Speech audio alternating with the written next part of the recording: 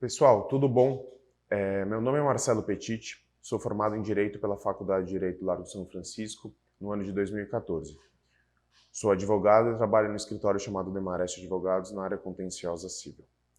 Hoje estou aqui e a gente vai bater um papo com vocês sobre algumas noções gerais e conceitos básicos dos juizados especiais cíveis, disciplinados à Lei 9.099 de 95.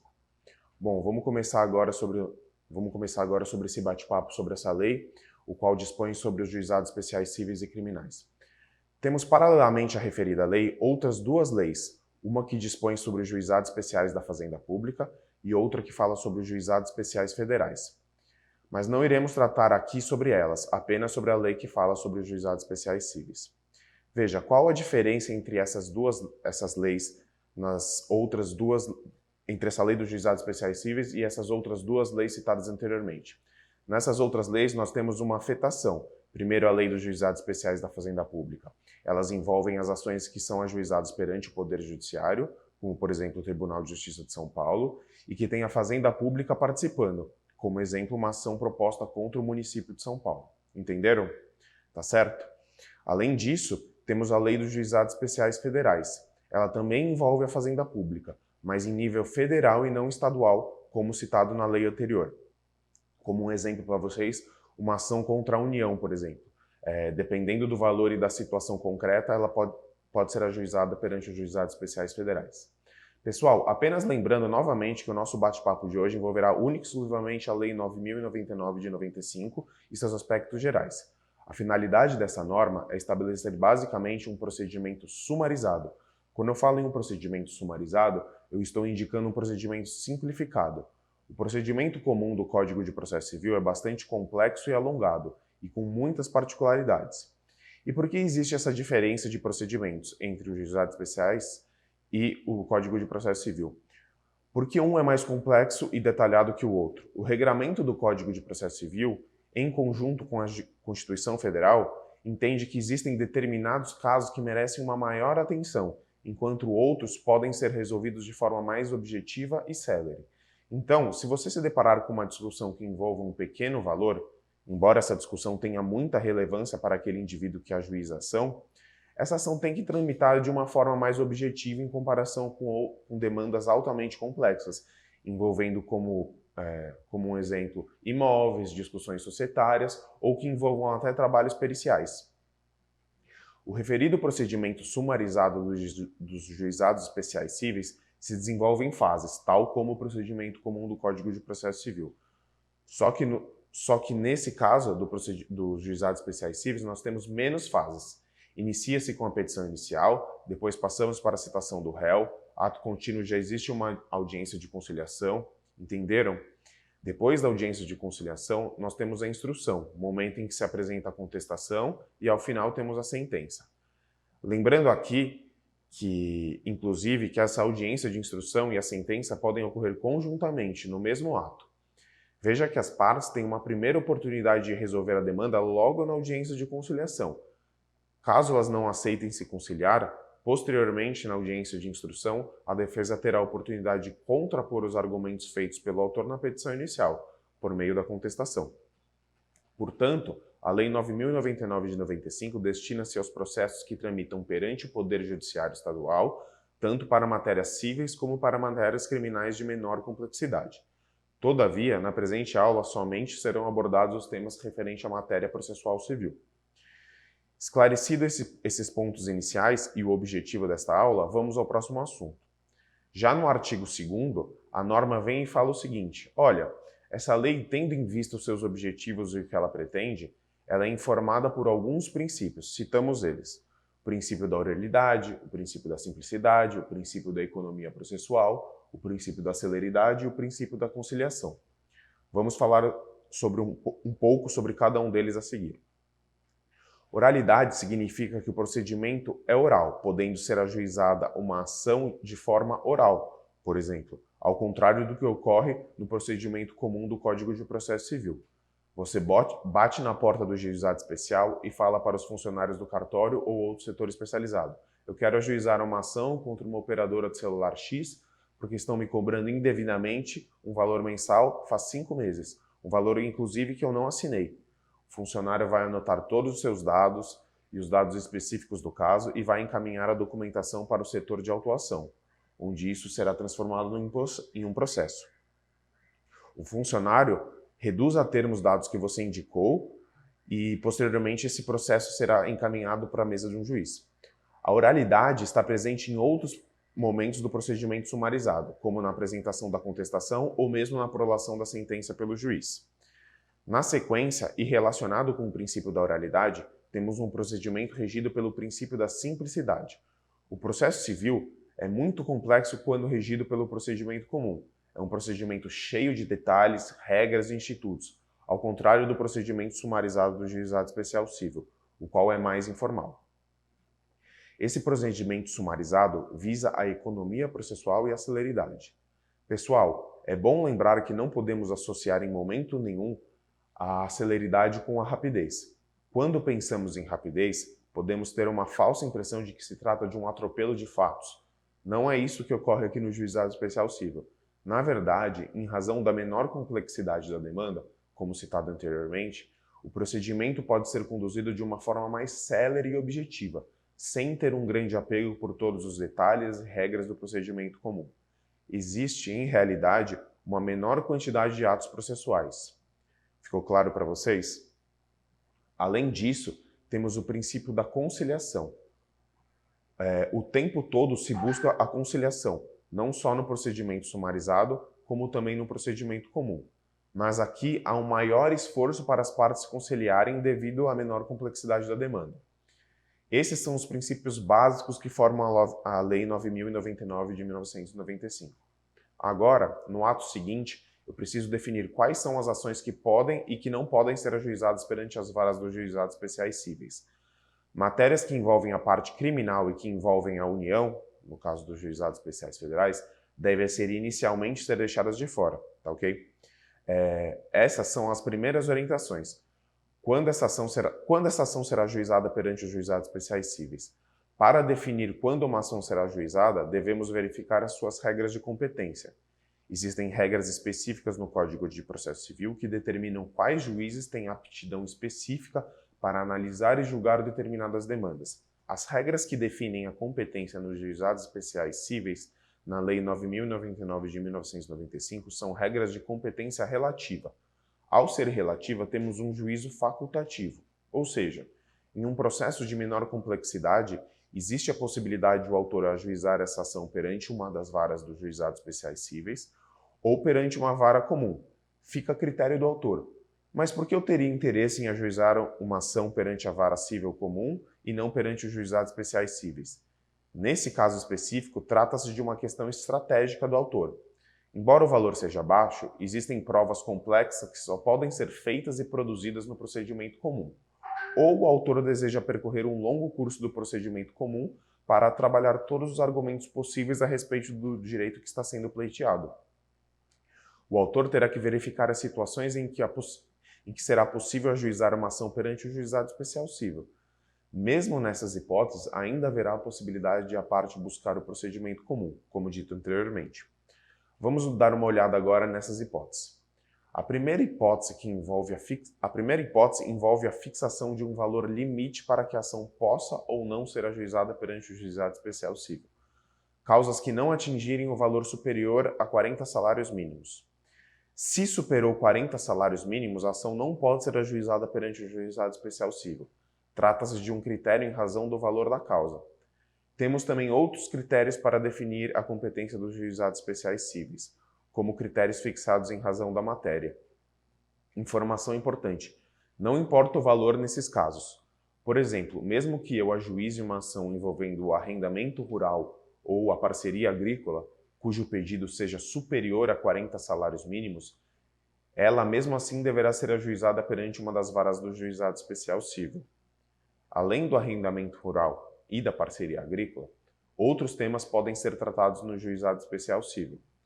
São eles: cobrança ao condômino de quaisquer quantias devidas ao condomínio, ressarcimento por danos em prédios urbano ou rústico, ressarcimento por danos causados em acidente de veículo de via terrestre, cobrança de seguro relativamente aos danos causados em acidente de veículo, ressalvados os casos de processo de execução. Outras matérias, também como cobrança de honorários dos profissionais liberais, ressalvado o disposto em legislação especial, ações que versem sobre revogação de doação, ações de despejo de imóvel para uso próprio ou demais casos previstos em lei. Por fim, temos um critério misto, que envolvem os dois critérios mencionados anteriormente, como as ações possessórias sobre bens imóveis de valor não superior a 40 salários mínimos. Percebem que nesse critério nós temos o critério da matéria mais o critério do valor da causa? Esse é o critério misto. Quais são as matérias que podem tramitar perante o juizado especial civil? Bom, temos o primeiro critério em razão do valor, depois temos um grupo de hipóteses que envolve o critério em razão da matéria, não importando o valor da causa, as quais estão totalmente descritas no artigo 3º da Lei 9.099, como mencionado anteriormente. Além dessas, existem as matérias tratadas no artigo 275, inciso 2º do Código de Processo Civil de 1973, as quais também serão analisadas pelo Juizado Especial Civil por força do artigo 1062 do Código de Processo Civil de 2015, mas agora a gente não vai entrar muito nelas. Todavia, existem matérias que ficam excluídas da competência do Juizado Especial, como as causas de natureza, mesmo que o valor da causa seja inferior a 40 salários mínimos, como, por exemplo, demandas alimentares, falimentar, causas fiscais de interesse da fazenda pública, relativas a acidente de trabalho, relativas a resíduos. Resíduos são causas relativas que seriam não apenas referente a sobras de legados, mas também sobras de direito sucessório e de herança jacente. Também causas relativas ao Estado e à capacidade das pessoas, ainda que de cunho patrimonial. Nos casos envolvendo as matérias citadas anteriormente, não interessa o valor da causa. Você não pode ajuizar uma ação perante o Juizado Especial Civil, entenderam?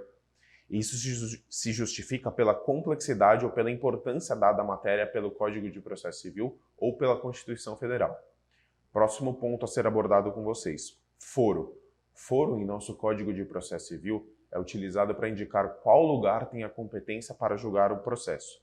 Ao ajuizar uma ação, além da necessidade de se atentar aos critérios de competência anteriormente expostos, deve-se perguntar: onde eu vou ajuizar essa ação? No local onde eu moro? Onde está o réu ou a ré? Deve-se definir o foro para saber onde no território você irá ajuizar a ação. Para a definição do foro, temos que dar uma olhada no artigo 4º da Lei 9.099 de 1995. De acordo com o artigo 4º, é competente para as causas previstas nessa lei o juizado especial do foro, do domicílio do réu ou a critério do autor, do local onde aquele exerce atividades profissionais ou econômicas ou mantém estabelecimento, filial, agência, sucursal ou escritório. Outro, do lugar onde a obrigação deve ser satisfeita, ou ainda do domicílio do autor ou do local do ato ou do fato, nas ações para reparação de dano de qualquer natureza. Além disso, o parágrafo único dispõe que, em qualquer hipótese, poderá ação ser proposta no foro previsto no inciso 1º deste artigo. Quando falamos em ajuizar ação, temos uma regra que facilita a vida do autor, buscando formas fáceis de ajuizar a demanda, diferentemente do que ocorre no procedimento comum, em que existem outras tantas regras. Agora, vamos passar aos sujeitos do processo. Primeiro, começamos com regras gerais, depois passamos pelas ações que podem ser ajuizadas nos juizados especiais cíveis, depois definimos o local onde a ação poderia ser ajuizada. Feito isso, vamos dar uma olhada nos sujeitos que envolvem o processo. Nos juizados especiais cíveis temos um juiz, um conciliador e um juiz leigo. Essas últimas duas são figuras importantes. Um dos princípios que vocês viram inicialmente foi o princípio da conciliação. O conciliador é preferencialmente um bacharel em direito que irá atuar para conciliar, seja na audiência de conciliação, seja em outro momento processual. O juiz leigo, por outro lado, costuma ser um advogado com mais de 5 anos de experiência que atuam como auxiliares da justiça, entre outras atribuições. Realizam audiências de conciliação e resolução de conflitos. Geralmente são concursados. Deve-se ficar atento para aquelas pessoas que não podem ser partes em um processo no juizado especial civil, como os incapazes, os presos, pessoas jurídicas de direito público, empresas públicas da União, massa falida ou insolvente civil. Em razão daquelas hipóteses de exclusão, não é possível que essas pessoas sejam parte do processo ajuizado no juizado especial civil. Tirando essas pessoas mencionadas, todo mundo pode ser parte? Não. Podem ser autores as pessoas naturais, é a regra do procedimento sumarizado, microempresas, microempreendedor individual, empresa de pequeno porte, organizações da sociedade civil de interesse público, as chamadas OCIPs, e as sociedades de crédito ao microempreendedor. Prestem atenção, uma sociedade anônima grande pode ser autora nos juizados? Não, mas ela pode ser ré. Vejam que eu acabei de mencionar foi referente apenas à capacidade de ser autora da demanda, não de ser parte.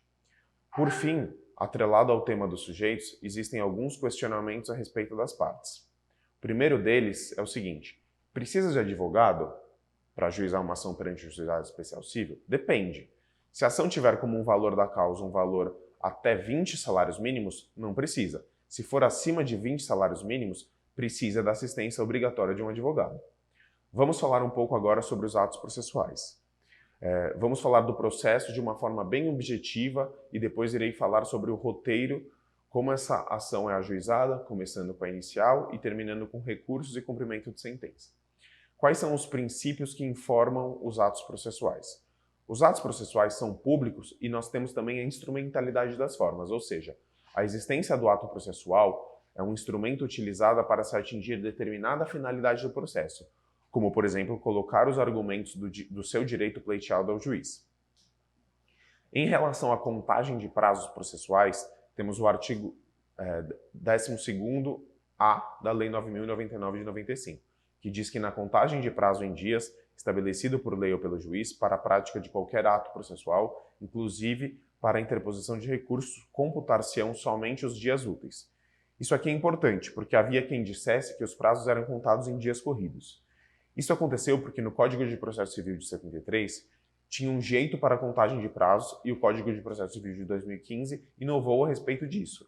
Como a lei dos juizados foi criada em um período intermediário a esses dois regramentos, ficou a dúvida, a qual posteriormente foi solucionada pela Lei 13.278 de 2018, a qual estabeleceu que, na contagem de prazo para a prática de qualquer ato processual, inclusive para a interposição de recursos, serão computados somente os dias úteis, pulando sábados, domingos e feriados.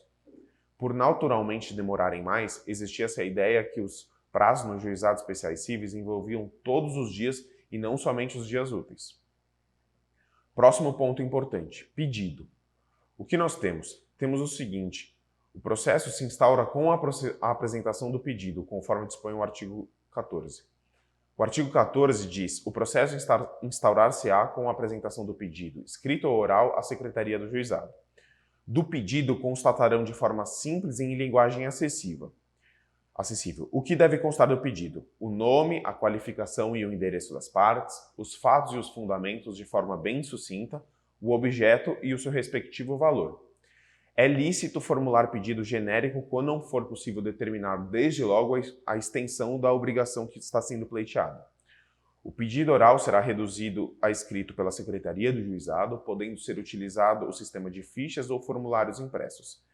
Esses requisitos são muito mais simples que aqueles definidos nos artigos 319 e 320 do Código de Processo Civil, o que mais uma vez demonstra a simplicidade do procedimento nos juizados especiais cíveis. Como funciona a ordem dos atos dentro da Lei dos Juizados Especiais Cíveis? Primeiro há o registro do pedido, a partir da petição inicial escrita ou oralmente na Secretaria do Juizado. Depois existe a designação da audiência de conciliação no ato de apresentação da inicial, que deve ocorrer no prazo de 15 dias, independente de distribuição ou autuação. Posteriormente, há a citação do réu para que compareça à audiência de conciliação para definir se existe a possibilidade de ser firmado acordo ou não. Havendo acordo, ele será firmado a termo para ser homologado perante o juiz togado. Não sendo feito o acordo, existe a possibilidade de apresentação de contestação e de pedido contraposto, de forma escrita ou oral, na audiência de instrução e julgamento, a qual será designada após a audiência de conciliação. Em relação às provas apresentadas na audiência de instrução e julgamento, não serão admitidas as provas excessivas, as provas impertinentes e as provas protelatórias. Testemunhas só podem ser apresentadas 3 por parte. Elas devem comparecer independentemente de intimação. Na mesma audiência de instrução e julgamento, o juiz pode proferir a sentença ou optar por apresentar posteriormente. A sentença dispensa o relatório, que é aquele breve resumo dos fatos, e ela será ineficaz em relação aos casos que exceder os 40 salários mínimos. Após a sentença, existe a possibilidade de interpor recurso inominado para a turma recursal ou embargo de declaração para o juiz que proferiu a sentença. Dando sequência, vamos falar um pouco sobre a extinção do processo no juizado.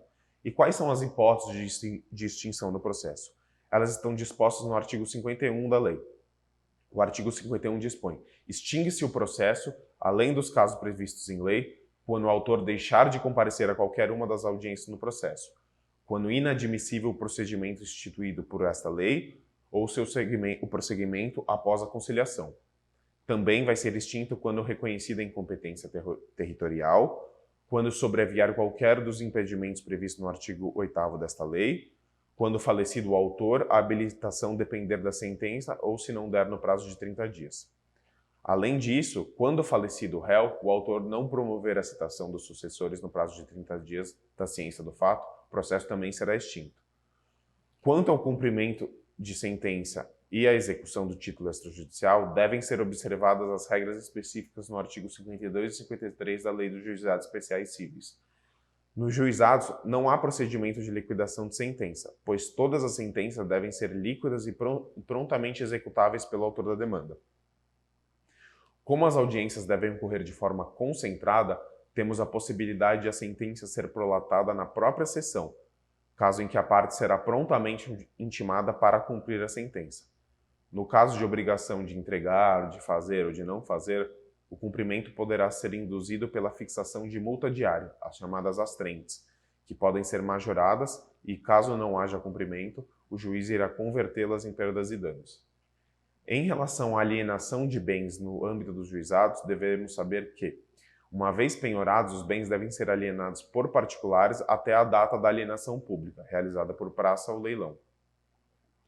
Admite-se a oposição de embargos à execução, a conhecida defesa no caso da execução, nos juizados nas seguintes situações: quando há falta ou nulidade de citação no processo, se ocorreu a revelia, manifesto excesso de execução, erro de cálculo e causa impeditiva e modificativa ou extintiva da obrigação superveniente à sentença. Por fim, sobre as despesas processuais, temos o seguinte: na fase de conhecimento, independe de custas, taxas ou despesas, exceto nos casos de litigância em caso de má-fé. Na fase recursal, existe o preparo recursal. Todavia, há despesas que poderão ser dispensadas no caso de assistência judiciária gratuita. O parâmetro dos honorários advocatícios vai de 10% e 20% do valor da causa. Não há custas nos juizados, exceto na fase de execução, em caso de litigância de má-fé, improcedência dos embargos do devedor e improvimento do recurso do devedor. Bom, pessoal, acho que eu acabei de falar um pouco sobre todas as regras básicas e todos os conceitos iniciais dos juizados especiais cíveis dispostos na Lei 9.099 de 1995. Espero que tenha sido proveitoso para vocês e que tenha sido muito instrutivo.